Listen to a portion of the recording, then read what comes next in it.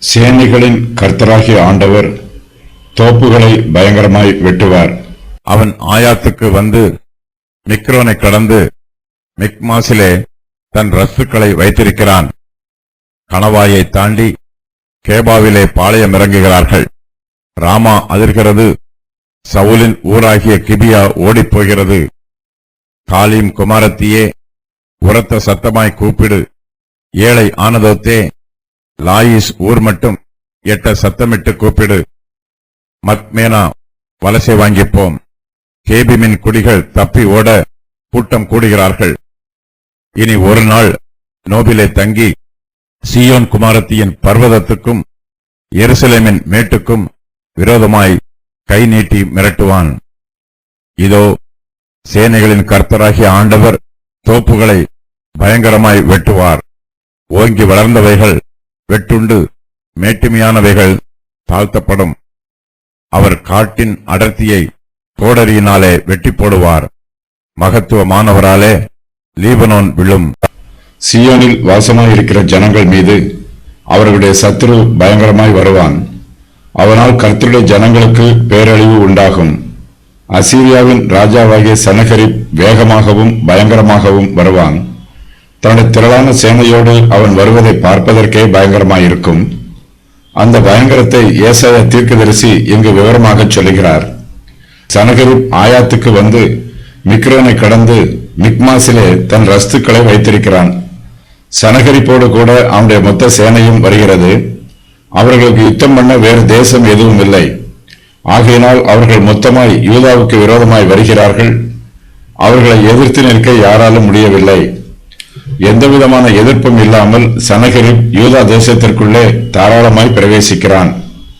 மிக்மாஸ் யூதருடைய பண்டசாலை பட்டணம். அதில் யூதருக்கு தேவையான தானியங்கள் சேமிக்கப்பட்டிருக்கும். அசீரியாவின் ராஜாவோ அந்த தானியங்களை கொள்ளையிட்டு அந்த பட்டணங்களில் தன்னுடைய ரஸ்துக்களை வைத்திருக்கிறான்.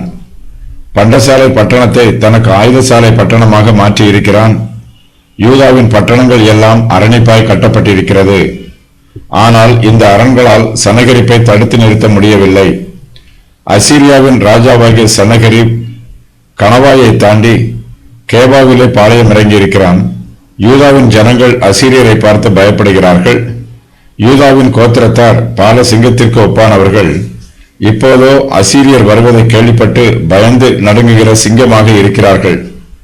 அசீரியர் வருவதை கேட்டு ராமா அதிர்கிறது. சவுலின் ஊராகிய கிபியா ஓடிப்போகிறது. ஆனதோத் ஆசாரியரின் பட்டணம்.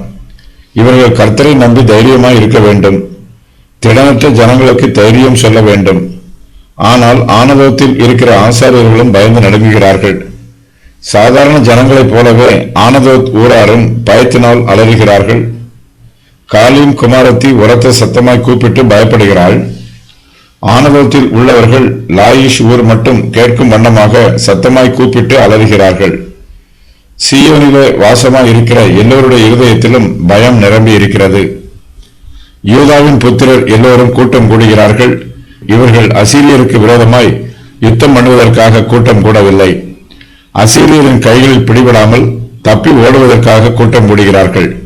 யுத்தம் பண்ணாமல் தோற்று கூட்டம் கூட்டமாய் ஓடி போகிறார்கள். மக்மேனா வலசை வாங்கி போகிறது. கேபினின் குடிகள் தப்பி ஓட கூட்டம் கூடுகிறார்கள்.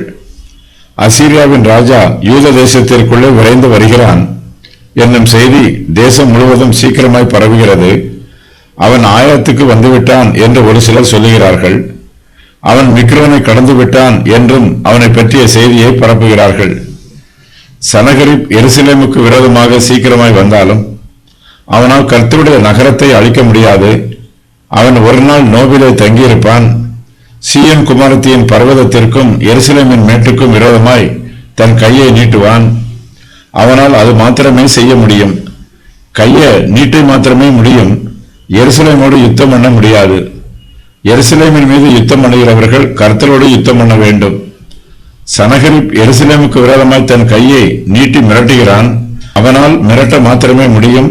அதற்கு அதிகமாக அவனால் ஒன்றும் செய்ய முடியாது. சனகரிப் சீயோன் குமாரத்தியின் பர்வதத்திற்கும் எருசலேமின் மேட்டுக்கும் விரோதமாய் தன் கையை நீட்டி மிரட்டுவதை கர்த்தர் பார்க்கிறார். சனகரிப் தனக்கு கேடுண்டாகவே எருசலேமை மிரட்டுகிறான். கர்த்தர் சனகரிப்பையும் அவனுடைய சேனையையும் அவனுடைய மிரட்டுதலையும் பார்க்கிறார். அவன் எருசலேமின் மேட்டுக்கு விரோதமாய் தன் கையை நீட்டி மிரட்டும் போது சேனைகளின் கர்த்தராகிய ஆண்டவர் தோப்புகளை பயங்கரமாய் வெட்டுகிறார். ஓங்கி வளர்ந்தவைகளை வெட்டி போடுகிறார். மேட்டுமையானவைகளை தாழ்த்துகிறார். சேனைகளின் கர்த்தர் காட்டின் அடர்த்தியை கோடரியினாலே வெட்டி போடுகிறார். அசீரியரின் சேனையில் உள்ளவர்கள் ஆயுதங்களை தாங்கி பிடித்திருக்கிறார்கள். தங்கள் வில்லை வளைத்து யுத்தத்திற்கு ஆயத்தமாய் இருக்கிறார்கள். அவர்களை பார்க்கும்போது லீபனோனின் அடர்த்தியான காட்டை போல இருக்கிறார்கள். அவர்கள் மீது கர்த்தருடைய கோபம் வருகிறது.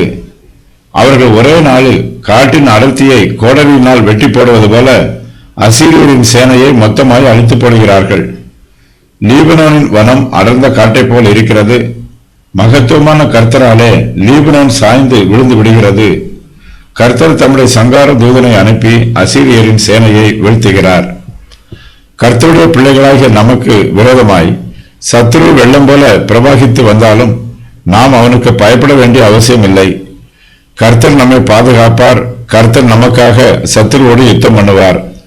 நாம் கர்த்தருடைய மறைவில் பாதுகாப்பாய் அடைக்கலம் பெற்றிருக்கிறோம். ஏசாயா தீர்க்கதரிசி இந்த வார்த்தைகளினால் யூதாவின் ஜனத்தை தைரியப்படுத்துகிறார். ஆகையால் சீயோனில் வாசமாய் இருக்கிற என் ஜனமே, அசீரியனுக்கு பயப்படாதே என்று சொல்லுகிறார். நோப் ஆசாரியரின் பட்டணம் எருசலேமிற்கு வடக்கே ஒரு சில மைல்கள் தூரத்தில் உள்ளது. யூதரிடமிருந்து எருசலேமை பிடிப்பதற்கு அந்திகிறிஸ்து நோபை தன் தலைநகரமாக பயன்படுத்துவான். அந்திகிறிஸ்துவின் சேனை அடர்ந்த தோப்புகளாக இங்கு ஒப்பிட்டு கூறப்பட்டிருக்கிறது. கர்த்தர் அவர்கள் எல்லோரையும் அழித்து போடுவார். அந்திகிறிஸ்துவின் சேனையில் இருக்கிறவர்கள் தோப்புகள். அசீரியன் அல்லது அந்திகிறிஸ்து சேனையின் தலைவன். ஓங்கி வளர்ந்தவர்கள் அந்திகிறிஸ்துவின் வீழ்ந்த தூதர்கள். மேட்டிமையானவர்கள் அந்திகிறிஸ்துவின் கீழ் தங்களை உயர்த்தி பெருமைப்படும் தலைவர்கள். அடர்ந்த காடு சேனை வீரர்கள்.